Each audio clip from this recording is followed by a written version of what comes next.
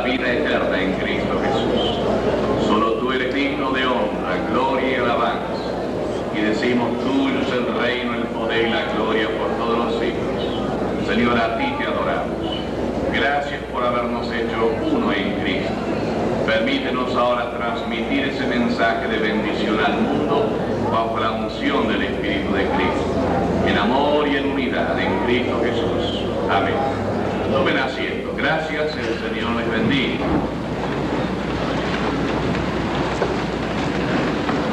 Estaba gozándome recién en esta canción argentina que escuchamos.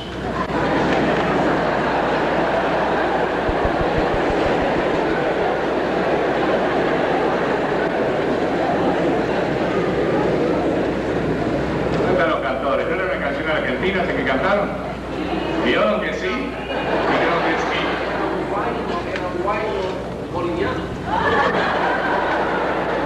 Se ve que nuestro hermano no puede con su sangre itálica.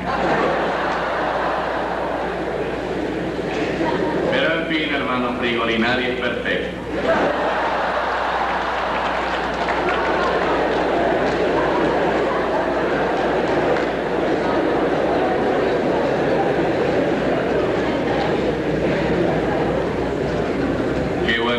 Juntos en el Señor.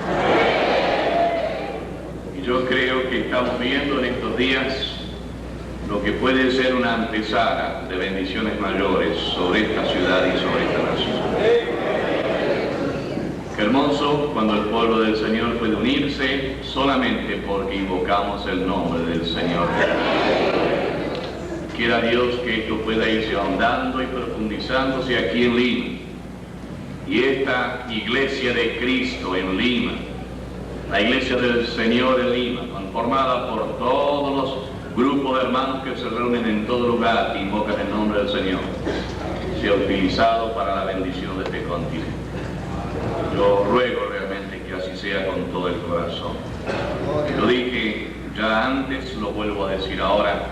Yo estoy muy ansioso de ver el día en que podemos ver en los púlpitos de muchas naciones latinoamericanas, hermanos peruanos, levantados por el poder de Dios, anunciando las buenas nuevas de salvación. Que Dios realmente nos bendiga para que eso sea así.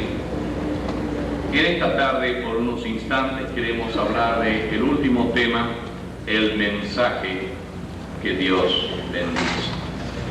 Hemos hablado del hombre que Dios utiliza, la iglesia que Dios utiliza y bendice, la estrategia que Dios bendice, y ahora estamos hablando del mensaje que Dios bendice. Estamos ante un mensaje que reclama ser analizado con mucha objetividad. Debo confesarles con preocupación y con sinceridad que en muchas oportunidades me he preguntado, Señor, ¿este mensaje realmente cuenta con tu bendición?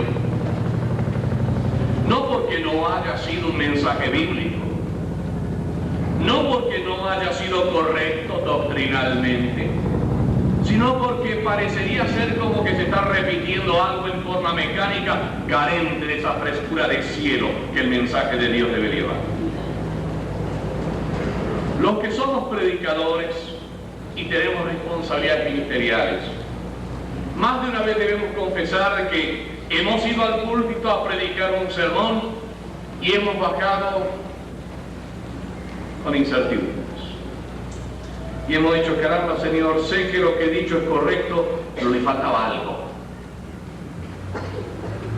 Le faltaba eso que siento no tenía y debía tener. Y escuchando quizá ese mensaje hemos dicho, caramba, el mensaje está bien, pero no me llegó. No todo mensaje cuenta con la bendición que debiera contar. Y esto debe alertarnos a todos los que estamos aquí como hombres y mujeres que invocan el nombre del Señor, que hay ciertas características del mensaje de Dios que deben ser tomados en cuenta. En primer lugar, analicemos breve, rápidamente, en forma superficial, por cierto, el carácter del mensaje apostólico. El carácter de este mensaje que encontramos en el Nuevo Testamento es algo muy rápido, muy sumario, muy breve, pero confío que el Espíritu de Dios nos ayude a entender este carácter inicial del mensaje apostólico. Y permítanme decir desde el mismo comienzo, descubrimos que el mensaje apostólico era sobrenatural. No era mensaje de hombre, ni por hombre, sino de Dios. Era un mensaje que venía de Dios y utilizaba al hombre, pero seguía siendo mensaje de Dios. Y nosotros podemos caer en el error de creer que es un mensaje de Dios que ha sido dado al hombre y que el hombre puede usar a su antojo, y no es así.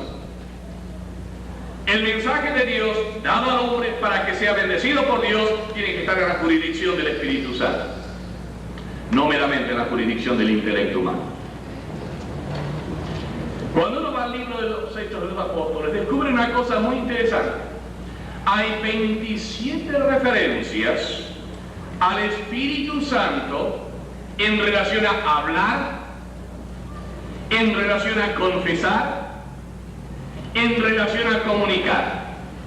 27 referencias. Permítame quizá citar una o dos como ejemplo. Fíjense por favor allí en Hechos de los Apóstoles, el capítulo 1, versículo 2.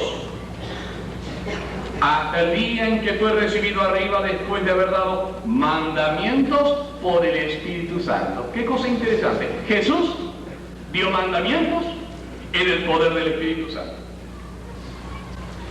Este es un giro que se repite 27 veces en el libro de los Hechos. Tomen Hechos capítulo 2, al versículo 4. Y fueron todos llenos del Espíritu Santo y comenzaron a hablar en otras lenguas. Vean, y fueron todos llenos del Espíritu Santo y comenzaron a hablar. El Espíritu Santo les hizo hablar. Tome usted, si quiere, el capítulo 1, el capítulo 1, el versículo 16. Estoy tomando citas rápidas. Varones, hermanos, era necesario que se cumpliese la Escritura en que el Espíritu Santo habló.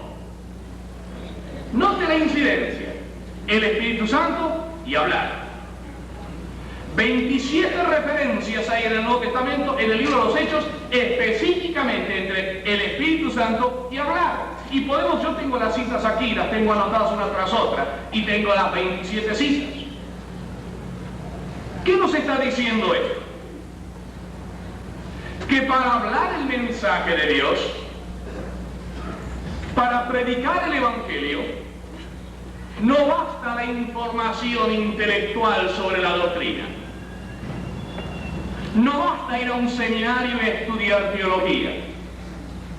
No es suficiente analizar el Evangelio y establecer un programa sobre los evangelios sinópticos y el Evangelio de Juan. No alcanza. Para predicar el Evangelio necesitamos la unción del Espíritu Santo. Y a menos que haya esa unción, no estamos predicando el Evangelio que Dios quiere que nosotros prediquemos. Y esto suena muy fuerte. Parecería un dogmatismo extremo. Pero usted no puede estar sobre sus rodillas, analizar este libro con un corazón abierto delante de Dios sin descubrir esta realidad. Y vamos rápidamente a ver un factor que es muy determinante sobre él. Usted se acuerda, vamos a Hechos 1:8, que creo todos hago de memoria, ¿verdad? Hechos 1:8. Pero recibiréis poder cuando haya venido sobre vosotros el Espíritu Santo y me seréis testigos. Noten de nuevo el giro. Para ser testigos tiene que venir el Espíritu Santo. Ahora, detengámonos un instante. Cuando los discípulos vieron al Señor Jesús resucitado, ¿eran testigos? Sí, claro que eran. Estaban viendo al Señor. Tomás, el último, el más incrédulo de todos, que había dicho: si no viera al Señor, le tocara, ¿no es cierto?, meter mis manos en sus heridas y en su costado, no creeré. Él finalmente vio al Señor resucitado. Él era un testigo. Ahora veamos bien Estos hombres eran testigos del evento más portentoso de la historia. Un muerto había resucitado. El Hijo de Dios había entrado en la naturaleza humana y había conquistado la muerte, sacando a luz la vida y la inmortalidad. Eran testigos. Estaban conmocionados. Vibraban al impacto de la realidad que ese Jesús que había muerto en la cruz ahora vivía de nuevo. Eran testigos. De allí mismo pudieran haber salido los 4 cantos de la tierra para decir: Jesús ha resucitado. Jesús le dijo: quédense quietecitos, no digan nada. Ustedes están informados por medio de las vías naturales. Ustedes han captado el hecho de la resurrección con sus ojos, con sus oídos, con sus manos. Lo están viendo ahora con sus capacidades sensoriales. Están informados intelectualmente de que un fenómeno sobrenatural ha operado. Pero con esto ustedes no van a convencer a nadie. Ustedes no van a poder salir al mundo y decir: somos testigos de que el Hijo de Dios se encarnó, que murió por nuestros pecados y resucitó, en la fuerza del argumento. No pueden librar una batalla espiritual con recursos psíquicos. El argumento que ustedes quieran desarrollar en favor del Evangelio va a ser contrarrestado por argumentos en contra del Evangelio. Es como si el Señor le habría dicho a Tomás: Tomás, yo te preparé aquí durante 3 años y medio. Caminaste conmigo, viste los milagros, recibiste mis instrucciones, te preparé para un gran ministerio. Y cuando llegó la hora para poner en práctica las cosas que te enseñé, fracasaste estrepitosamente. ¿Por qué? Porque carne y sangre no pueden heredar las cosas que pertenecen al reino de Dios, por brillante que sea la persona humana. Por mejor equipados que estemos en toda nuestra formación, en nuestra herencia genética, con todas las excelencias que la naturaleza humana pueda tener, no podemos transmitir las cosas espirituales. La resurrección de Cristo es un evento espiritual y es un evento material. Es un evento que tiene que ver con el reino de Dios, que irrumpe en el tiempo, en la materia y en el espacio. Pero el hombre no puede entender esto. Y el Señor le va a decir a los discípulos: ustedes son testigos, pero yo no recibo testimonio de hombres. Solamente el testimonio eficaz viene del espíritu de profecía. El testimonio de Jesús es el espíritu de profecía, va a decir Apocalipsis 19:10. El hálito de la profecía, pongámoslo así, el hálito que impulsa, que da cuerpo, que da energía, que da contenido al mensaje, es justamente el Espíritu Santo, el espíritu de profecía, el espíritu que levantó Cristo de los muertos. No es algo para carne y sangre. Y este es uno de los dramas que está afectando a nuestras iglesias por vía a veces de nuestros seminarios y nuestros institutos. Equipamos a nuestra gente con nociones, conceptos, ideas, teología, pero nos damos cuenta de que no les podemos equipar con la virtud del Cristo de resurrección y el poder del Espíritu Santo. Y debemos darnos cuenta que aquí está el eje, la cruz, el problema que como creyentes debemos enfrentar. La naturaleza del mensaje que Dios nos ha dado es sobrenatural. ¿Ustedes se acuerdan de San Juan capítulo 10? Cuando Jesús está hablando del pastor y las ovejas. El buen pastor su vida da por las ovejas y sigue la enseñanza. Pero allí en el capítulo 10 hay una declaración muy aleccionadora. Mis ovejas oyen mi voz y me siguen. No seguirán la voz de los extraños. ¿Qué estaba diciendo el Señor? Que las ovejas que forman parte del redil de Dios tienen un no sé qué ahí adentro, como si fuese un radar, que cuando oyen la voz del Señor dicen: esa es la voz del Señor. No interesa quién sea que predique, Juan, José, Diego, Micael o qué sé yo quién, el hecho es que la voz de Dios está a través de ese hombre. Y las ovejas, que son ovejas escogidas por el Señor, dicen: esa es la voz. ¿Qué seminario produce eso? ¿Qué instituto bíblico produce eso? ¿El de la Alianza, aquí a la vuelta? ¿Que yo fundara con otros hermanos? No. Esto solo lo produce el Espíritu Santo. Querido hermano, esto es algo solemne. Es serio. Es muy serio. El mensaje que Dios bendice es un mensaje que viene de arriba y debe ser vertido al pueblo en el poder que viene de arriba. Y eso implica mucho trabajo. Implica renunciaciones. Implica cruz. Implica tiempo a solas con Dios. Tiempo a solas con Dios. Pondero muchas veces lo que San Pablo dice en 1 Corintios 2.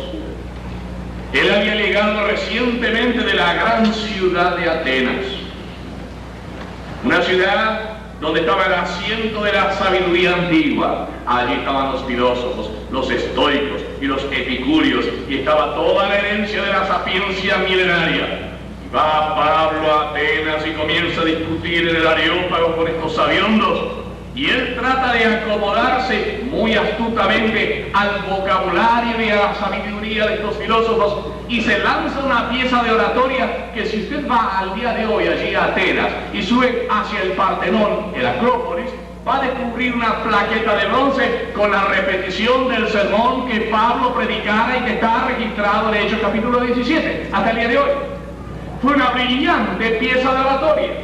Ese sermón se puede intitular El Dios no conocido. Qué sermón brillante que predicó el apóstol Pablo allí en esa zona, a la entrada de la Acrópolis, en el Areópago. Pero no son pocos los comentaristas y los estudiosos bíblicos que nos dicen que fue una de las mejores piezas literarias, con uno de los resultados más pobres. Y Pablo sale de Atenas con un puñadito, 4 o 5, que aceptaron su mensaje. Y cuando él llega a Corinto, en el capítulo 2, sus palabras son enfáticas. Me propuse no saber nada entre vosotros que no fuese Cristo crucificado. ¿Qué le habría pasado? Y esto simplemente estoy compartiendo lo que algunos estudiosos bíblicos analizan. Parecería como que la experiencia del gran apóstol Pablo se vivió el choque. Habló con la erudición de un teólogo en Atenas. Los resultados fueron malos, que están en las manos de Dios, por cierto. Pero cuando llega a Corinto dice, no, yo no quiero alargar grandes piezas oratorias, quiero conocer solamente a Jesucristo crucificado. Quiero hablar con la unción que viene de aquel que resucitó a los muertos.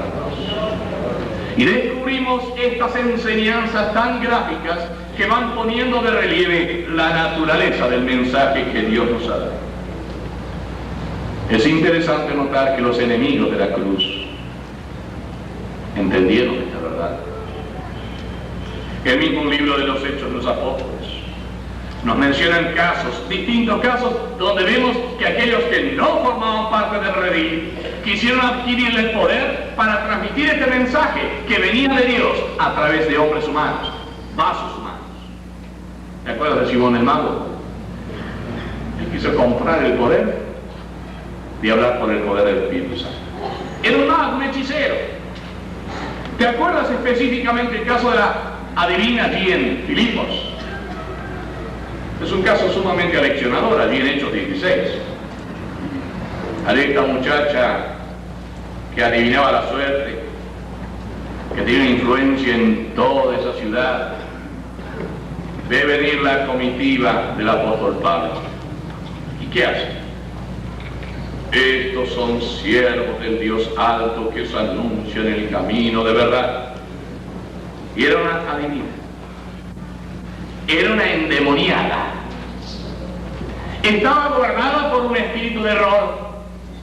Pero cuidadito, estaba diciendo la verdad. Claro que está diciendo la verdad. Los demonios también pueden decir la verdad. El diablo también puede decir la verdad.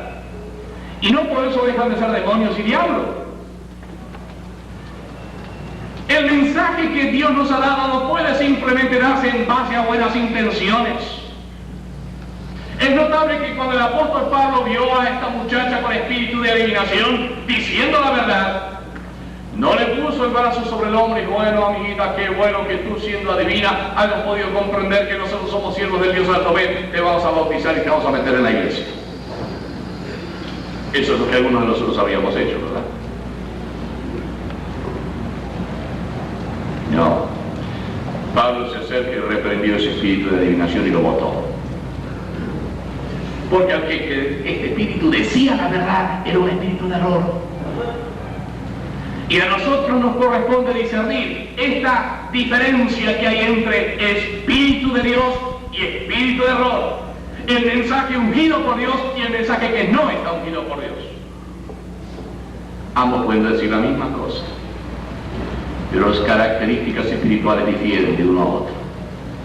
Uno de los grandes problemas que enfrenta la iglesia cristiana de nuestro tiempo, uno de los grandes problemas, es justamente lo que llamamos la racionalización de la fe, donde todo se quiere entender intelectualmente y se escriben espesos volúmenes sobre la fe y la teología y la filosofía de la religión.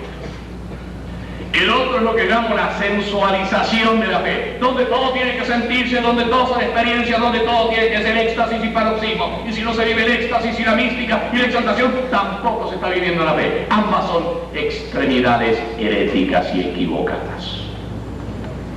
Ambas están equivocadas. La fe que Dios ha dado a los santos ha sido dada para que sea obedecida, no para que sea meramente sentida, ni para que sea racionalizada. La fe que se racionaliza pierde contenido y efecto porque nuestra mente no lo puede abarcar todo. La fe que se pretende sensorializar también comienza a perder porque tampoco lo podemos sentir todo. La Biblia dice: el justo por la fe vivirá. No dice por las experiencias ni las sensaciones, ni tampoco por la comprensión de la profundidad bíblica. La naturaleza del mensaje apostólico es sobrenatural. Viene de Dios. Viene de Dios. Esta divina estaba diciendo la verdad. Pero el espíritu de verdad que estaba en el apóstol Pablo le dice a Pablo: Pablo, bota ese espíritu de error, sácatelo del camino. Y lo hizo. ¿Te acuerdas los hijos de Seba? Se encuentra con un endemoniado en Hechos 19 y comienza a decir a ese endemoniado y a los espíritus que estaban en ese endemoniado: te conjuramos en el nombre de Jesús que Pablo predica, que salgas de él. ¿Se acuerdan lo que contestaron los demonios?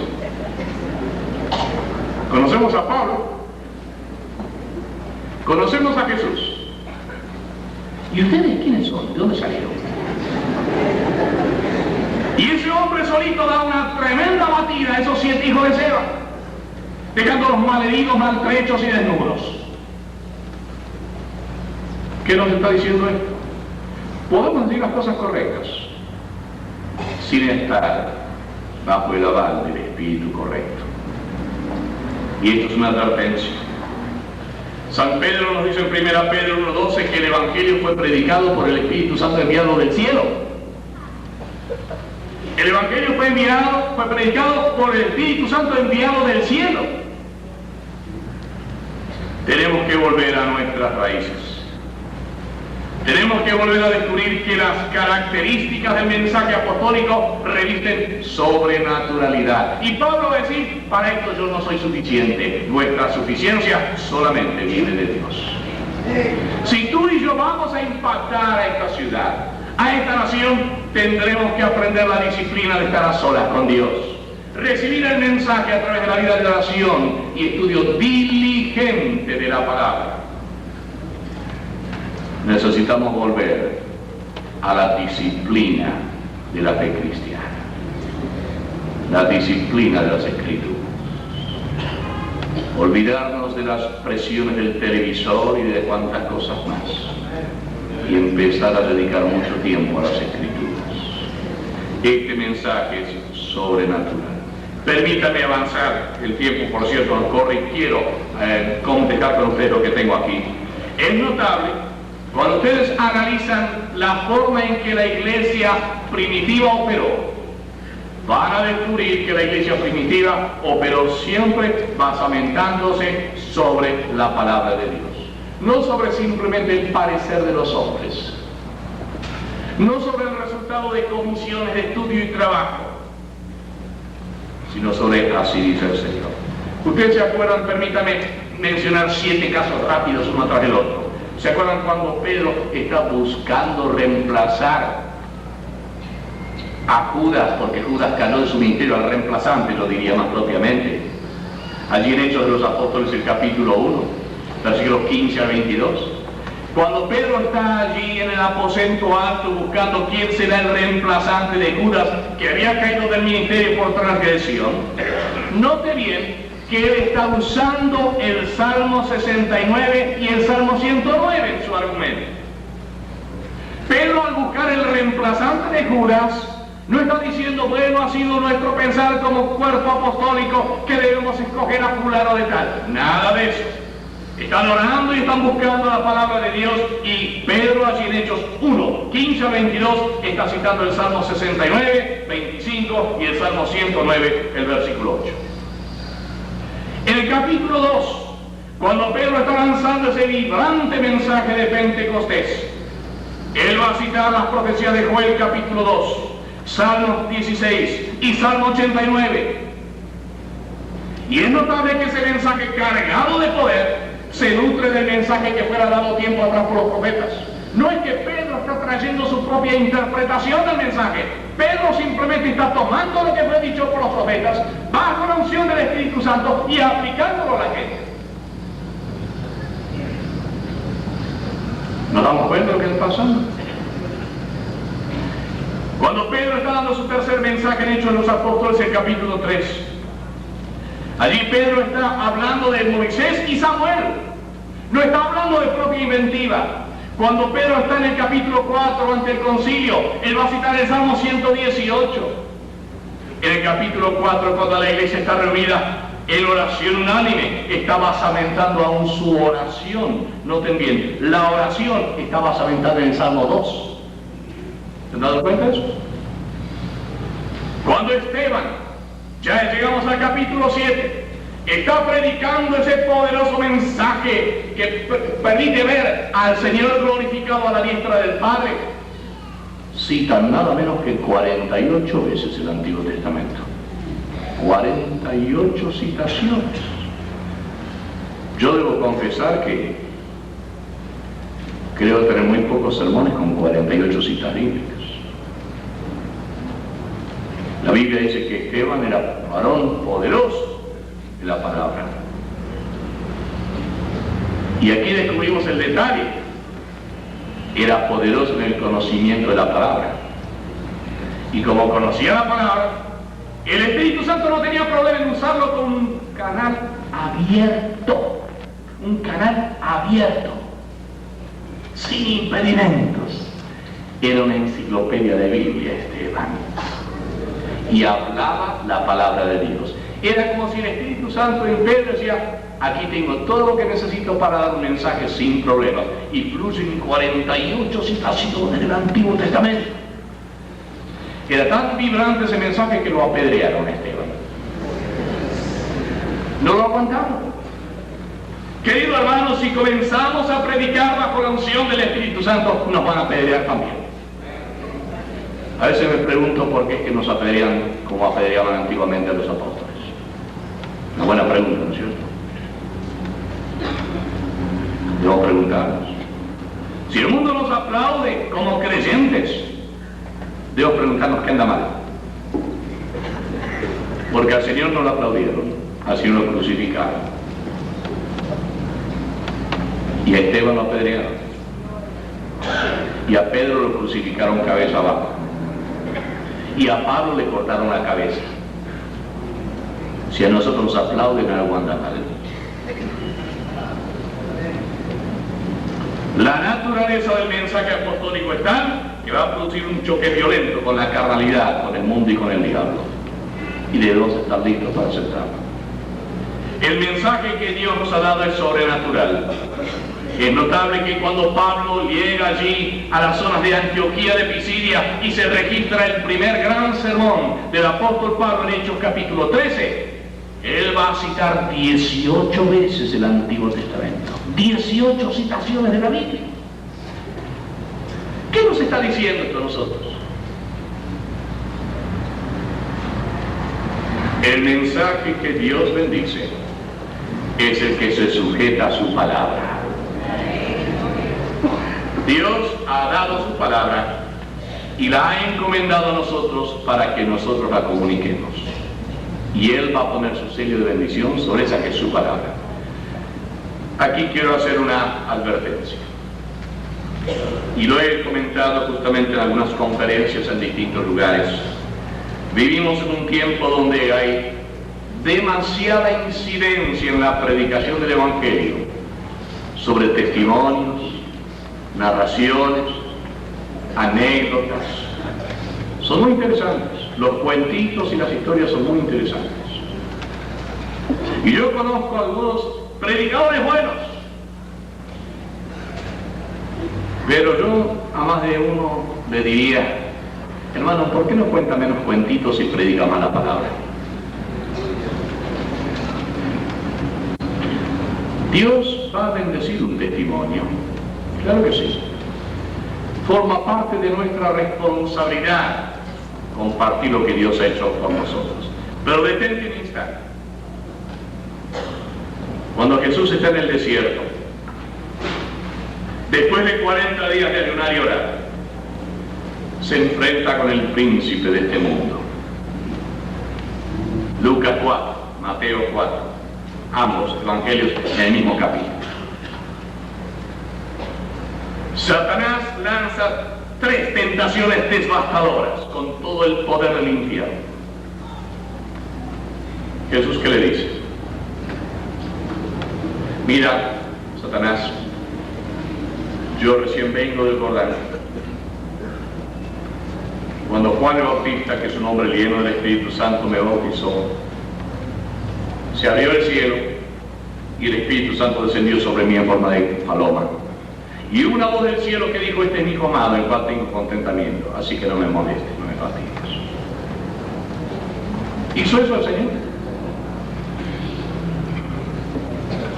Nuestro bendito y amado Salvador estaba sentando precedentes. Lo que desbastó al diablo no fue el testimonio personal de Jesús a orillas del Jordán. Lo que va a sacudir al imperio de Satanás no es el testimonio tuyo, por bonito que sea. Lo que va a desbastar el imperio de Satanás es el escrito está. Cuando tú y yo usamos la palabra de Dios, entonces tomamos la espada del Espíritu. Esa es la palabra que Dios va a bendecir. Esa es la palabra la cual Dios va a confirmar. Esa es la palabra que tenemos que discernir. Es la palabra que proviene del mismo corazón de Dios. Debemos captar este mensaje en toda su amplitud y darnos cuenta que el mensaje que Dios nos ha dado es un mensaje sobrenatural. Querido hermano y amigo, el tiempo lo asumirá. Y el objetivo de este mensaje en esta tarde es instarte con sencillez de corazón.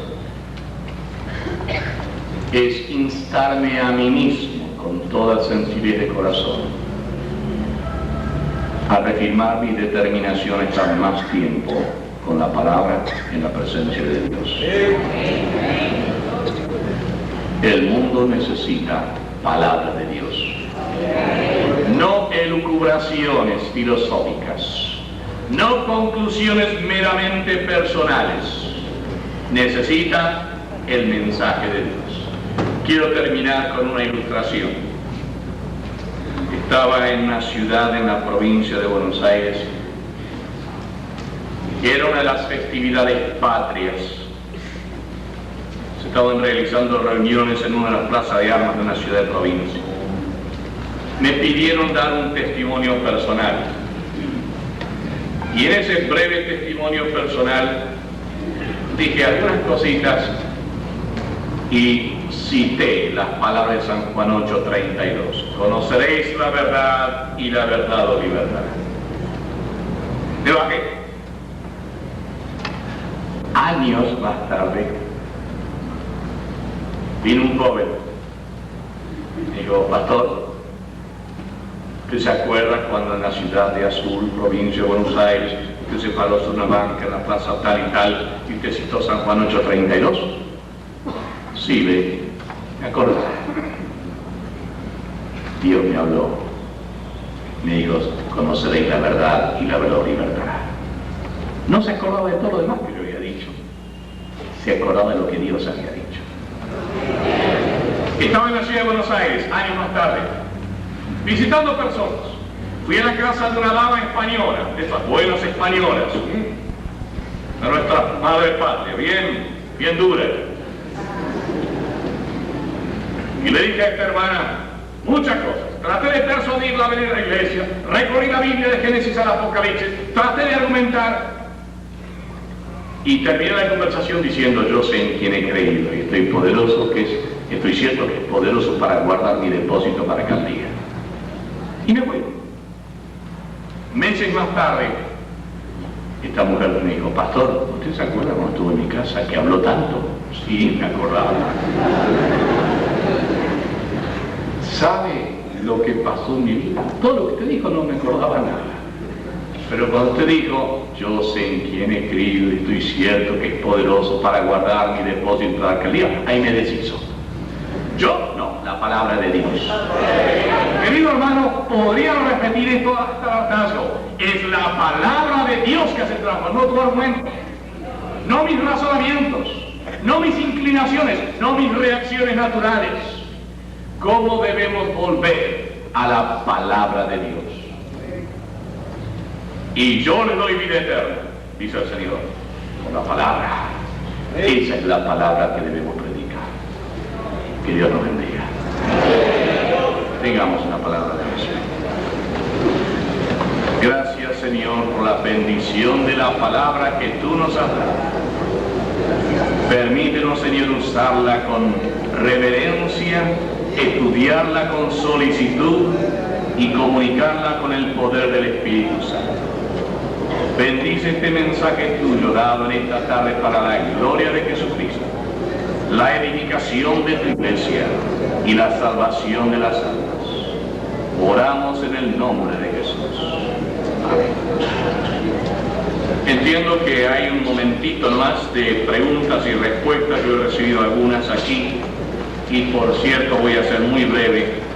Quiero tomar una de las preguntas que he recibido. Tengo aquí unos 6-7 minutos y con esto vamos a concluir.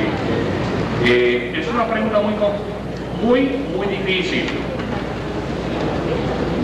Y quisiera, la verdad, que es una pregunta bastante dificultosa para contestar por las implicaciones que tiene.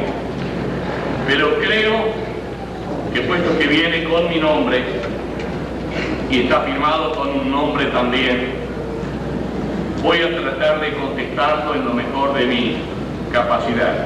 Escuchen la pregunta. Espero que no malinterpreten estas preguntas. Son hechas con la mayor sinceridad. ¿Qué hacer aquí en nuestro país? Todos somos testigos de los abusos que se cometen y habla de las fuerzas del orden. ¿Por qué se tiene miedo en hacer denuncias con énfasis y no informativo? ¿Y por qué se hace en forma timoral? ¿Qué hacer con la gran corrupción que hay en nuestro país? ¿Cuál es el papel del cristiano ante esto? ¿Qué hace usted por esto? Y empieza a dar detalles que aquí son muy largos. Sería muy bueno que usted y todos los oradores se quedasen a trabajar en el Perú de adentro, en el Ayacucho, Huancavelica, Purímac. Necesitamos más obreros cristianos aquí en el Perú y que dejen de viajar tanto. Con sinceridad cristiana y firme. Estoy leyendo algunas partes. Creo que es una pregunta que debe ser contestada. Quisiera que un hermano peruano hubiese recibido esta pregunta, porque tiene implicaciones muy propias. Pero permítanme decir que después de 12 años en el Perú me siento un poquitito peruano. En primer lugar, quizá debiera decir lo siguiente, a título personal. Provengo de una familia de raigambre europea de la clase media baja. Mis abuelos eran gente de trabajo, del común del pueblo. Mi abuelo paterno era un artesano que trabajaba con artesanías. Mi abuelo materno era un hombre que trabajaba ordeñando vacas. Mis abuelas eran amas de casa. Mis padres, ambos fueron gente de trabajo, de lucha. No venimos de ninguna cuna dorada. Tengo 6 hermanos, 5 hermanos mayores. Ninguno de nosotros pudimos terminar con aval de padres estudios formales. Como decimos en nuestra jerga común, tuvimos que lograr que logramos a ponchazos. En los años de la Gran Depresión del 28 hasta el 34, mi familia tuvo que vivir por la ayuda de entidades de asistencia social. Y no lo digo con vergüenza, lo digo para que se sepa. Yo nací en una maternidad del Ejército de Salvación. No había plata para que naciese en algún otro lugar. Conocemos muy de cerca las privaciones. Sé lo que son limitaciones. Cuando el Señor me llamó al ministerio, mi primer campo de trabajo fue en la cruda Patagonia. Viví en condiciones infrahumanas. Me enfermé gravemente. El médico creyó que iba a morir. Yo sabía que iba a vivir porque el Señor me dijo que iba a vivir. Pero digo esto porque las condiciones de trabajo fueron terribles. Un potaje por día. Camas en climas infernales de la Patagonia que no brindaban el suficiente abrigo. Yo sé lo que estoy hablando, querido hermano. Sé lo que es haber vivido en condiciones muy difíciles en la Patagonia. Y yo me preguntaba, viviendo a niveles de gran estrechez, cómo solucionar el problema de la injusticia. Predicaba a diestra y a siniestra. Me acuerdo de la ciudad de Neuquén, ciudad de Río Negro, bajando a Comodoro Rivadavia, bien entrada en la Patagonia. Gente viviendo en condiciones muy difíciles y en climas sumamente terribles. Y saben, una carga comenzó a invadir mi corazón. Me di cuenta que el problema no estaba en provincias, estaba en las capitales, en los asientos de poder, en medio de las clases pensantes, entre los universitarios, con los profesionales, con los altos oficiales de gobierno. Ahí estaba el problema. ¿Qué íbamos a hacer? La obra evangélica argentina ha trabajado durante más de 100 años con los humildes, con los pobres. Y el 90% de la obra evangélica en América Latina está compuesta por gente humilde, gente de abajo, gente de condiciones muy precarias, muchos de ellos analfabetos. Escasamente un 10% rompe ese esquema, escasamente un 10%. Y es notable, cuando predicamos el mensaje que Dios nos ha dado, el mundo nos va a cuestionar qué estamos haciendo en áreas sociales. Mi gran pregunta, por cierto, ha sido ¿qué puede hacer un 90% de gente de abajo, humilde, sencilla, que cree en Dios y que predica el testimonio del Evangelio ante un mundo que cierra sus oídos a este mensaje? Me di cuenta que teníamos que prepararnos, estudiar, para llegar arriba y comenzar a denunciar el pecado en las altas esferas. Eso es lo que yo estoy haciendo. Eso es lo que yo estoy haciendo, querido hermano Moisés, que me escribió. He estudiado, me he preparado para denunciar el pecado en las esferas donde el pecado se encuentra. He trabajado por muchos años en las clases humildes y en provincias en Argentina. Y Dios me ha dotado con una carga de corazón para llegar arriba y decirle a los de arriba, esto es pecado, arrepiéntanse y vuelvan a ser al Señor. Eso es lo que yo estoy haciendo por los pobres. Y ha sido una tarea dura, áspera, que ha implicado muchas renunciaciones y cosas que no voy a contar ahora. Desconozco qué cosas están haciendo otros, pero mi función es llegar a los centros de poder y decirles, el pecado es debilece y destruye a las naciones. La justicia engrandece a las naciones. No soy un idealista divorciado de la realidad. La Biblia nos enseña con claridad que el mundo está mal y los hombres irán de mal en peor. No soy un conformista tampoco. Pero no he tenido que aconsejar en condiciones muy difíciles a mucha gente de influencia. Y por la gracia de Dios, he visto cómo Dios ha usado ese testimonio para evitar más de una catástrofe en nuestro tiempo. Por razones obvias de consultoría y confesión pastoral no puedo decir cosas que me gustaría poder gritar. Pero más de una oportunidad he tenido personajes en la oficina que estaban a punto de hacer desastres. Me consultaban, usted como pastor, ¿qué tiene que decirme acerca de mi actitud frente a esto y esto? Donde había en juego 400, 500, 800 familias. Abría la palabra y decía, esto es lo que dice la palabra de Dios, y se cambiaba toda la situación. Querido hermano, eso es lo que estoy haciendo en la presente situación.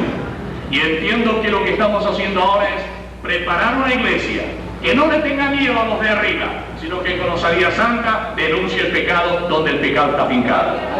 Porque lo que necesitamos es cambiar la mentalidad de la gente y el corazón de la gente con el mensaje del Evangelio. Y hay que hablar el idioma de ellos, porque ellos no van a entender otro idioma que el que ellos hablan, y hay que hablárselos en el poder del Espíritu Santo.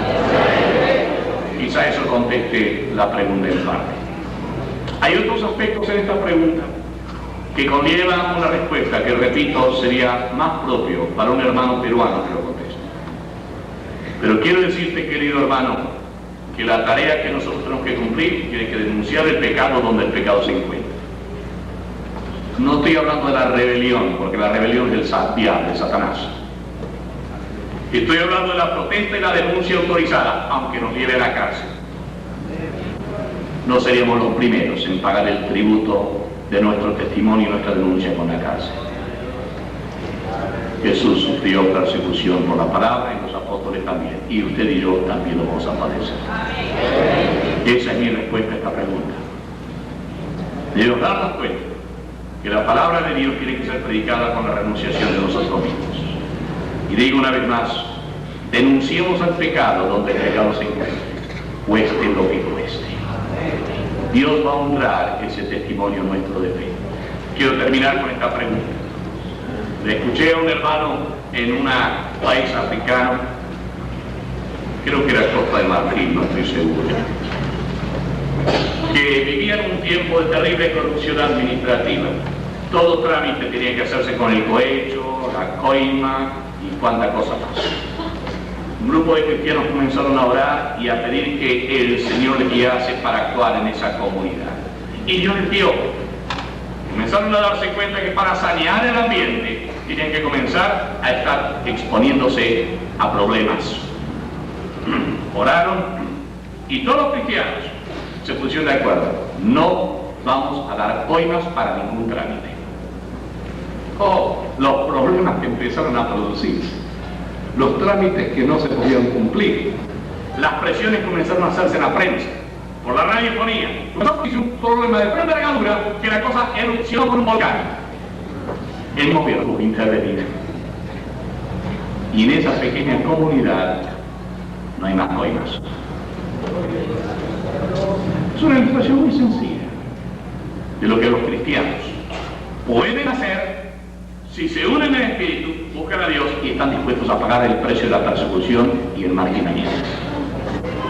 Querido hermano, quiera Dios ayudarnos. Esta pregunta es tremenda, la que tengo aquí. Implica varias facetas más. Quiera Dios permitirnos responderlas con la virtud y el poder del Espíritu Santo. Yo doy gracias a Dios por la predicación del Evangelio durante 100 años en América Latina. Y gracias a Dios por esos santos varones que exponiendo sus vidas como Adam Gardiner allí en la Patagonia, muriéndose de hambre entre los indios patagónicos, hombres como él supieron dar su vida para que el Evangelio llegase a nuestra América Latina. Pero querido hermano, yo estoy abogando ahora porque nuestros jóvenes se preparen, que nuestras chicas se preparen, que las iglesias no menoscaben su preparación, santificándole en oración como una ofrenda y sacrificio al Señor, porque hay que llegar a las capas de arriba, que están mal informadas, que tienen conceptos distorsionados, que no saben una sola palabra de Biblia y se mueven como si todos sabían todo. Y querido hermano, tenemos que hablar de esas capas de la sabiduría eterna que viene de la palabra de Dios.